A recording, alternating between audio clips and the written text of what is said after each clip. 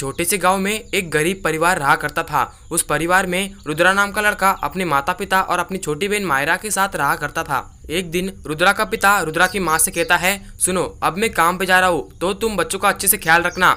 तो रुद्रा की माँ कहती है, जी आप फिक्र मत कीजिए, मैं बच्चों का अच्छे से ख्याल रख लूंगी, आप ठीक से काम पे जाइए। ठीक है अब मैं चलता हूँ। इतना कहकर रुद्रा का पिता वहाँ से अपने काम के लिए निकल जाता है। थोड़ी देर बाद रुद्रा की माँ को एक फोन आता है जिसमें एक आदमी कहता है, तुम्हारा पति मुझसे झूठ बोलकर पैसे उधार लेकर एक लड़की के साथ भाग गया है। मुझे मेरे पैसे चाहिए वरना मैं तुम्हारे पति को छोड़ूंगा नहीं और मैं तुम लोगों पर पुलिस केस कर दूंगा। नहीं नहीं साहब ऐसा मत कीजिए, आप मेरे पति की सजा मुझे और मेरे बच्चों को मत दीजिए, उनके भविष्य का सवाल है।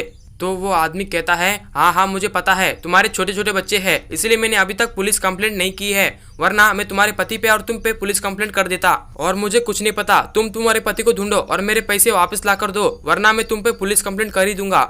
लेकिन साहब मेरे पास कोई पैसे नहीं है तो मैं आपको कहाँ से दूं पैसे, मेरे पति अकेले ही थे मेरे घर में कमाने वाले, अब तो वो भी यहाँ से भाग चुके हैं। तो वो आदमी कहता है, क्या तुम्हारे पास कोई पैसे नहीं है? तो तुम एक काम करो, अब से तुम हर रोज अपने बच्चों के साथ मेरे यहाँ पे आना और मेरे यहाँ पे मजदूरी करना, जिससे मैं तुम्हारा पति का उधारी माफ कर दूंगा। जिसके बाद रुद्रा की माँ अपने बच्चों के साथ मजदूरी करने लगती है।